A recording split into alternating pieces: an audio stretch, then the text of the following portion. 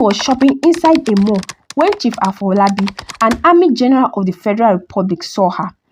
So that night, as Chief visited, they talked, laughed, ate, and drank. Then started kissing passionately. But as they were about to get down, Chief started coughing and gasping for air. She was so scared. Chief can't afford to die in her house. Chief is an army general. She will be doomed if that man dies in her house, she thought to herself. And then he drove him far away from her house. She later returned to her mansion. When Adaeze got home, she packed some of her belongings and the enchanted bottles containing her victims. She put them inside her car and fled the city that night. It's been over a month Ade had the encounter with Adaeze. Since then, Ade was yet to wrap his head around what happened that night. How did her body disappear? Who carried it? Did she run away? What exactly happened? Ade kept asking himself. He needed answers, and the only person who he believes has the answers to all these questions is Yeye, his mother. So one morning, he decided to pay his mother a visit, and as he sat down in his mother's house, he started the conversation. Yeye, but why do you want me to go back to abroad? The case is yet to be closed, Ade asked his mother. Hello dear, before we continue with the story, if you've not subscribed to this channel, please subscribe to this channel now before we continue. And if you're a returning subscriber, thank you so much for returning. Thank you so much.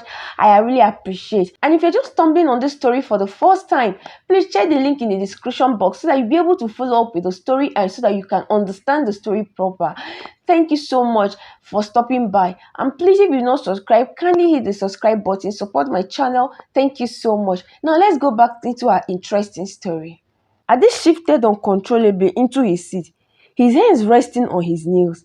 He had always respected his mother's choice, but this time it felt different.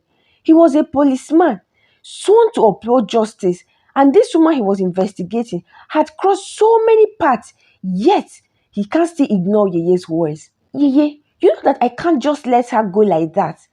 Ade replied, his voice low but firm. She's dangerous. Yes, that is why I have to stop her. She's a menace to the society. Yeye shook her head, her expression growing more concerned. Ade, there are things you do not understand. The spiritual realm is not meant for you to meddle in.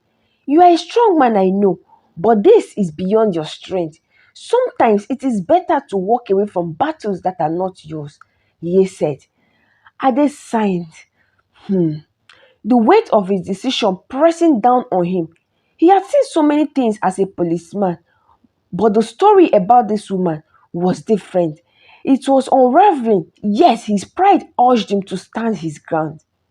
I know you want to protect your people, Yeye said, her voice softening, but I want to protect you too. If you stay and fight this battle, you might lose more than you can imagine. Please, Ade, go back to abroad. Let this matter be. I've warned you, Ade, Yeye concluded.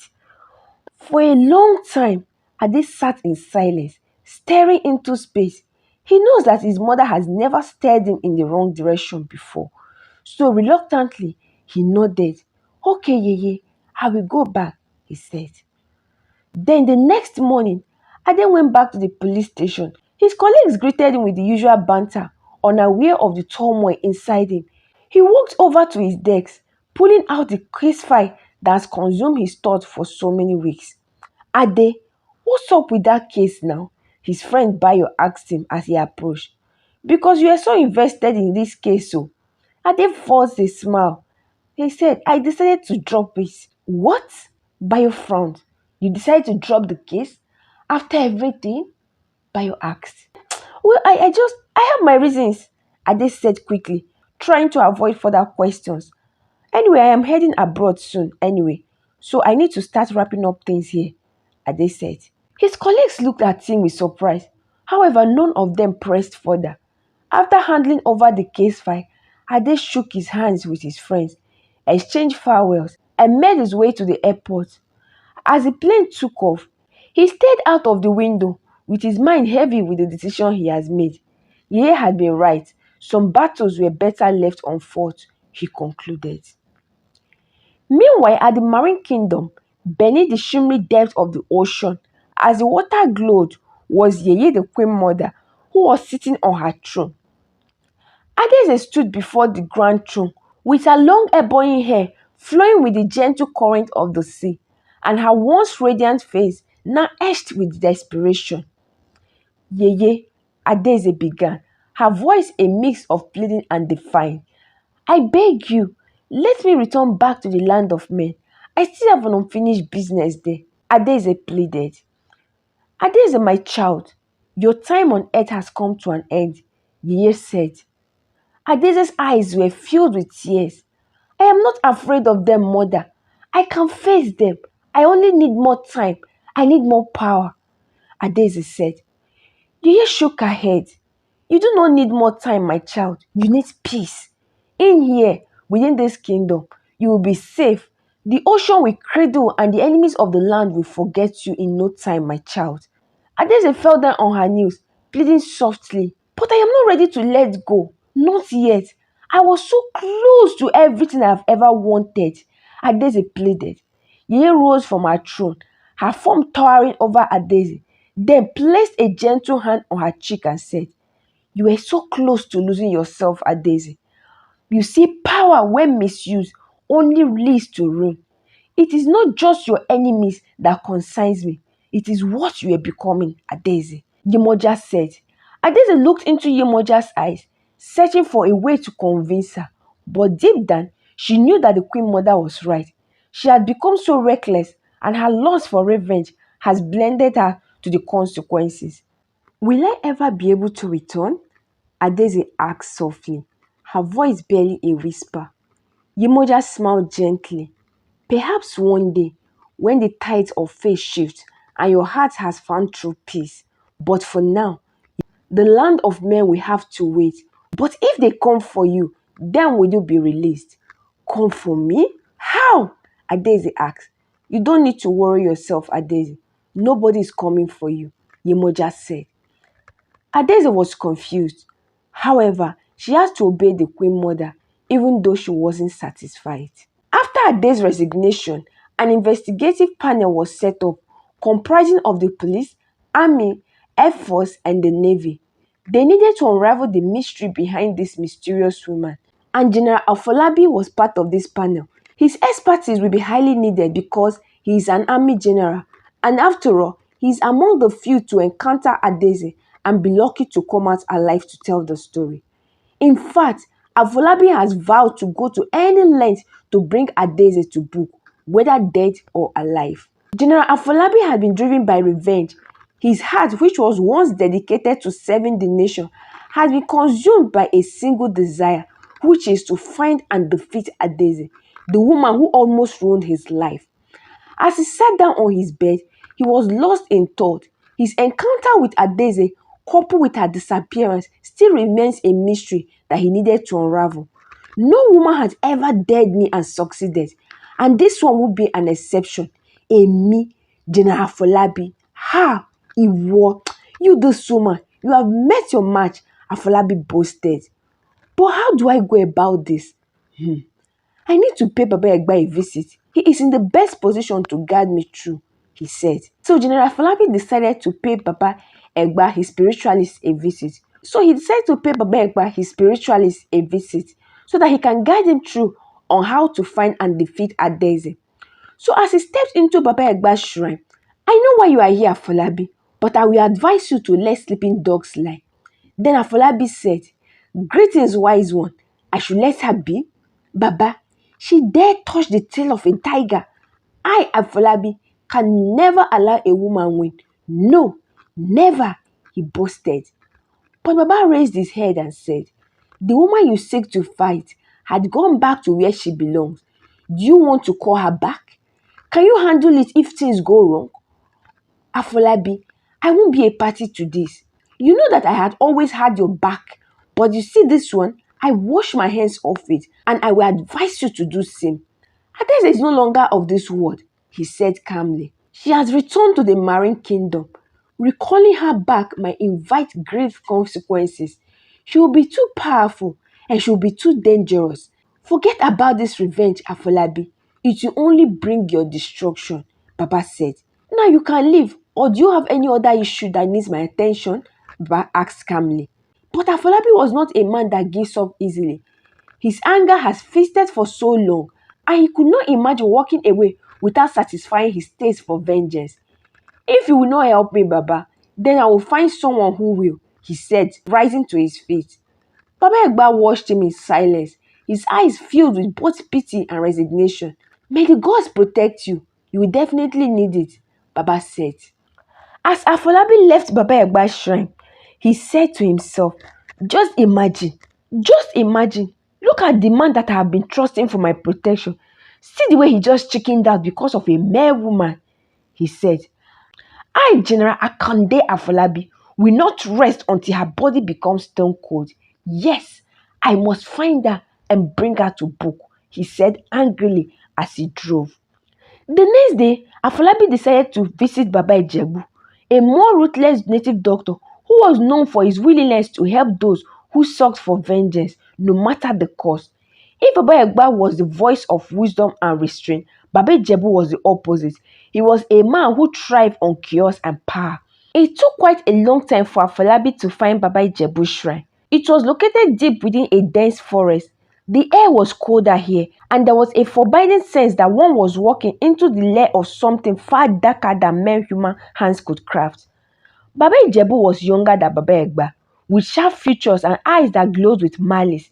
He was dressed in black robes and adorned with charms that radiated sinister energy. Afolabi, Baba Ijebu greeted him. What brings you to my domain? I want power, Afolabi said without hesitation. I need to recall a woman from the Marine Kingdom. I want to defeat her. Baba Ijebu chuckled darkly. Ah, Adaeze, he said, his voice dripping with amusement. You wish to recall her to this world and challenge her? Yes, Afolabi answered. I want her back so that I can destroy her. Baba Ijebu's eye glittered. Recalling someone from Marine Kingdom is not easy feat, Afolabi. It will require immense power.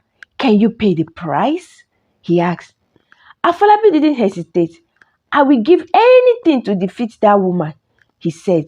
Then Baba Ijebu named his price, and Afolabi didn't hesitate before he paid. After paying, Baba Ijebu looked at him and said, You can go. Return in 3 days' time for your results.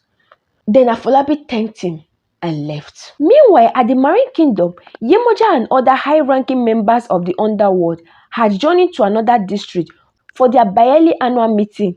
The location of this meeting was always rotated. The last one was hosted by Yemoja, and this one will be hosted by the leader of another district. And it was on this night that Baba Ijebu decided to strike. At exactly midnight, Baba Ijebu stood by the bank of the dreaded Odo River, a river which mortals dare not go to at nightfall. It was there he summoned Adaeze. After a series of incantations, immediately Baba Ijebu blew some powder on her. Then she walked out of the river, and immediately she stepped on the soil. She fell down and became unconscious. He made some enchantment, and suddenly both of them disappeared. And before the twinkle of an eye, they both appeared inside Baba Ijebu's shrine. But deep in the shadows, unforeseen by mortal eyes, Yemoja watched with a knowing smile. The general had no idea what he was about to unleash into this world, she said to herself. Back at Baba Ijebu's shrine, it was 6 a.m. on the third day, and Adaeze was still unconscious. For some reasons, the sky and the earth were still dark. It was under the cloak of this darkness sky, as the river surged with strange energy.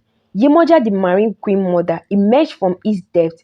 Her ethereal form glistered with power, and her eyes gleamed with a purpose that no mortal could withstand.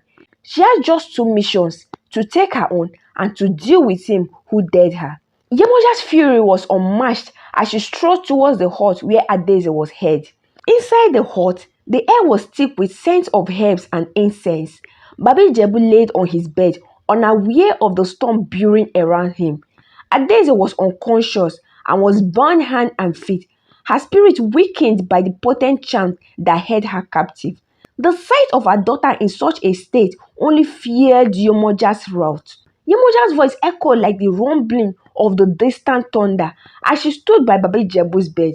You dare to take what belongs to me? She hissed, Her presence was overwhelming, her aura casting a suffocating darkness over the room. Bobby Jebu stared, his eyes flatly open. For a moment, he was disoriented, but when he saw Yemoja standing close to him, his heart seized with fear. He tried to speak, to mutter a defense, but Yemoja wouldn't hear none of it. With a swift gesture, Yemoja raised her hands, and the air around Babi Jebu thickened, his throat constrained as if an invisible force was gripping it. He gasped for air, his hands crawling at his neck as he struggled to free himself from the unforeseen vice. You have melded into powers beyond your understanding, Yemoja intoned, her voice calm but deadly. For your greed and insolence, you will pay the ultimate price, she said. Babi Jebu's eye bulged in terror as Yemoja's power flowed through the room. A faint blue mist began to emanate from her fingertips, swirling round Babi Jebu, the mist entering into Babi Jebu's mouth and nostrils, filling his lungs with a freezing cold. He coughed violently, choking as his body convulsed. The more Babi Jebu struggled, the tighter Yemoja's hold on him became.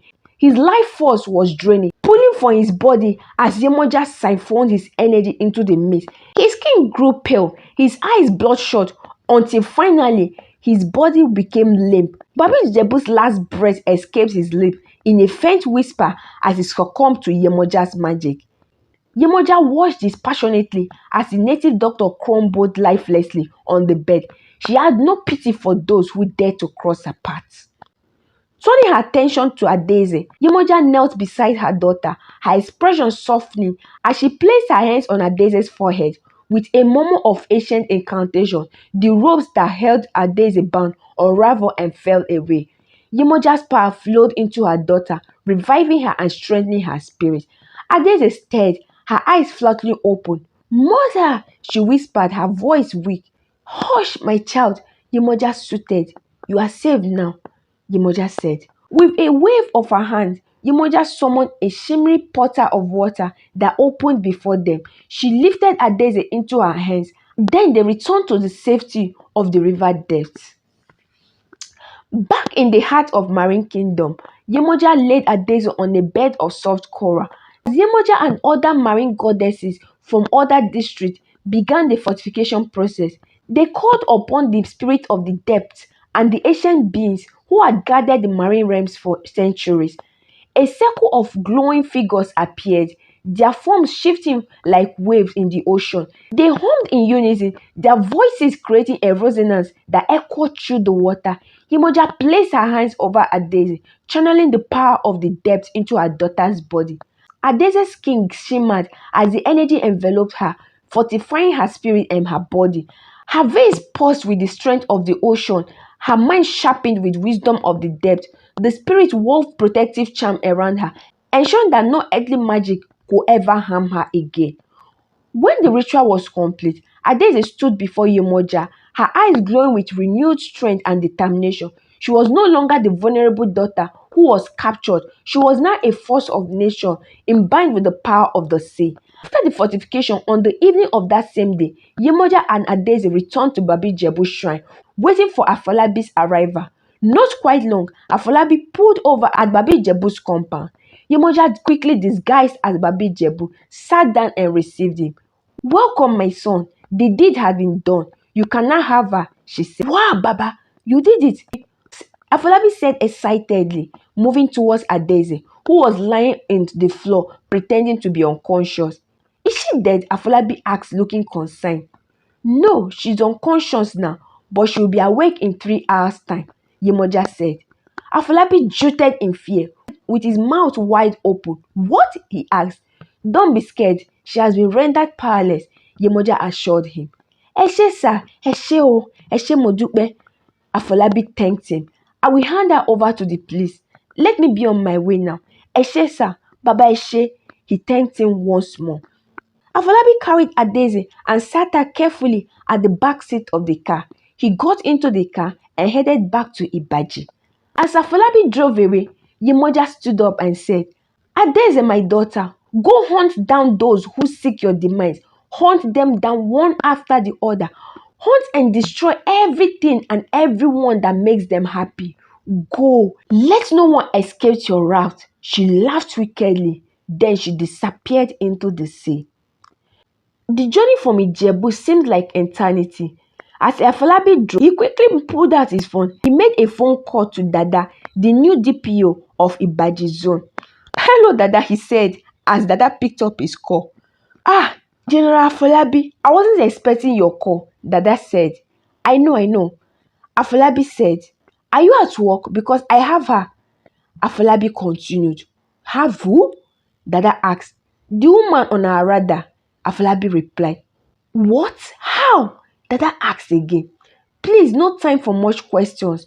Quickly head down to the station if you are not there, because I am driving straight there," Afolabi instructed. "Where are you? Do you need backup?" Dada asked frantically. But then Afolabi had ended the call. Dada was actually on duty when Afolabi's call came in, so he quickly informed the men on duty about the latest development, and they all anticipated the arrival of Adaeze, fully prepared. Minutes later, Afolabi pulled over in the station. Dada and his men quickly went to him. "She is in the car," Afolabi said. "Get her out and put her in the cell," Dada instructed his men. Then he went inside his office with Afolabi. "How did you get her?" Dada inquired as they settled into the chair. "Can we talk about this tomorrow? I am very, very tired. I need rest now," Afolabi said, sounding so tired. "Okay, General, we'll take it up from here. Thank you so much. You've done noble," Dada said. "Okay, please do. I have to take my leave now," Afolabi said while he took his leave from Dada's office. As Afolabi left, Dada placed a call to the IG of police and told him about the latest development. After the phone call, the IG made a national broadcast updating the citizens about the latest development. Everybody was joyous as they anticipated to see the face of that woman who had single-handedly terrorized the whole nation. But what they didn't realize was that the real battle was just about to begin. The next morning, the police compound was filled with people from different parts of the country. Everyone wanted to catch a glimpse of Adaeze's face before her trial begins. Journalists stood ready with their cameras and microphones, ready to be the first to report. At exactly 8 a.m., it was time to get Adaeze out of the cell. Some of the officers were sent to bring her out, but when they got there, wetin their eyes see, e be like say na now the real battle wan start. If you enjoyed the story so far and would love to know how it proceeds, kindly subscribe to this channel if you've not. And also don't forget to put on your bell notification icon so that once the next episode is posted, you will be the first to know. And until our next episode, see you. Thank you for watching. Bye-bye.